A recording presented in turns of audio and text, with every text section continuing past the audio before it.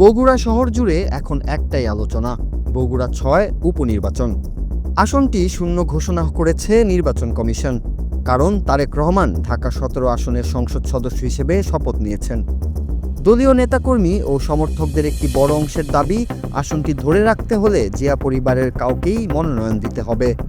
বগুড়াতে উপনির্বাচনে জিয়া পরিবার থেকে অর্থাৎ জাইমা রহমান আসুক, এটা আমি মনে প্রাণে চাই। যদি জাইমা রহমান না আসে, সেক্ষেত্রে বগুড়াতে অনেক ভালো ভালো নেতৃত্ব আছে, অনেক বড় বড় নেতৃত্ব আছে।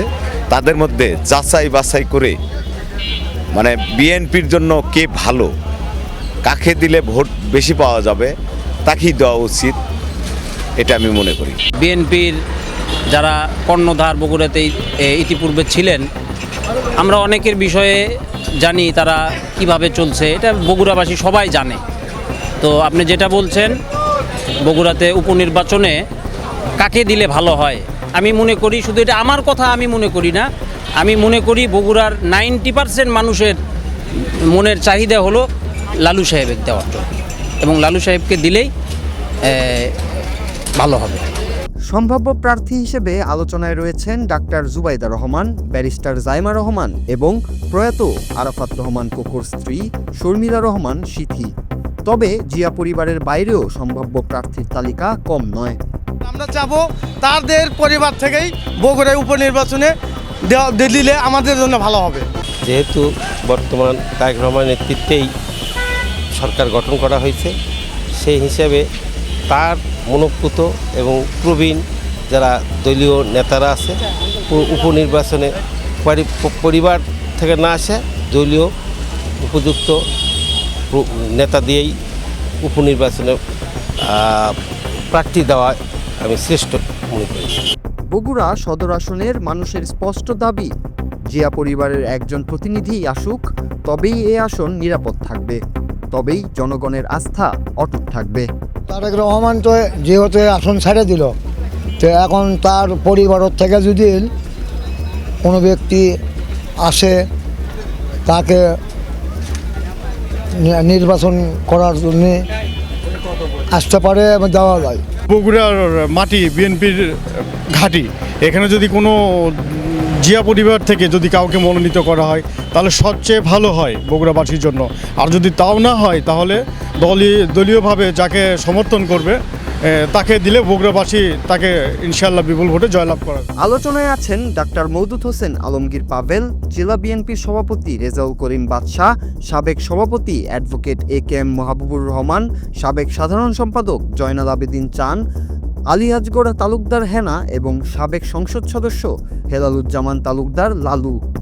আমরা বগুড়া সদর উপজেলার মানে লোক, আমরা তো বগুড়াতে মনে করেন ভালো যা প্রার্থী হবে তাকে আমরা ভোট দিয়ে বিজয় করবো আর কি। বগুড়ার ভাষায় বলতে গেলে আমরা জিয়া পরিবারকেই চাই। যদি জিয়া পরিবার কোনো কারণে নির্বাচন কোনো কারণে না দেয় প্রার্থী, সেই ক্ষেত্রে বগুড়ার সৎজন গ্রহণযোগ্যতা এবং ভালো ব্যক্তিত্ব যারা আছে তাদের মধ্যে যে কাউকে দিলেই হবে, তবে তাকে অবশ্যই হতে হবে সৎ, জনগণের পছন্দনীয়। সততার বাইরেও আমি অন্য কোনো চিন্তা করি না। এই নির্বাচন অত্যন্ত গুরুত্বপূর্ণ একটি নির্বাচন, যেহেতু বিএনপির যে শহীদ জিয়াউর রহমান রাষ্ট্রপতির জন্মস্থান, ওনার পরিবার থেকে জুবাইদা রহমান, জাইমা রহমান অর্থাৎ শরীফ রহমানকে যদি দেওয়া হয়, তাহলে এই সিটটা অত্যন্ত সুরক্ষিত থাকবে এবং বগুড়াবাসীর আশা জিয়া পরিবার থেকে, তারেক যে মাননীয় প্রধানমন্ত্রী পরিবার থেকেই একজন ক্যান্ডিডেট হলে বেশি ভালো হয়। সদ্য সমাপ্ত নির্বাচনের ফল বলছে, ঢাকা ১৭ আসনে ধানের শীষ প্রতীকে তারেক রহমান পেয়েছেন ৭২,৬৯৯ ভোট। তার নিকটতম প্রতিদ্বন্দ্বী ছিলেন জামায়াতের ডাক্তার SM খালিদুজ্জামান।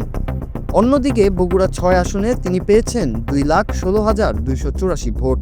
এখানেও তার নিকটতম প্রতিদ্বন্দ্বী ছিলেন জামায়াতের আবিদুর রহমান সোহেল। দলীয় সূত্র বলছে, জামায়াত প্রার্থীর প্রাপ্ত ভোটের হিসাব বিবেচনায় নিলে জিয়া পরিবারের বাইরে কাউকে মনোনয়ন দিলে বিজয় কঠিন হতে পারে।